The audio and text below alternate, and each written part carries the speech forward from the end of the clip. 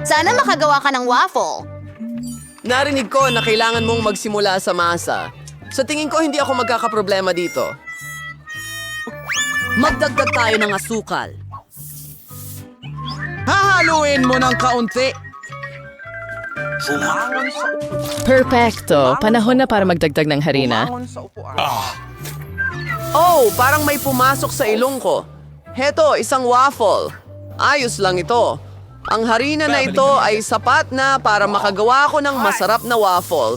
Kailangan mo lang haluin ng mabuti ang lahat. Gawin natin ito.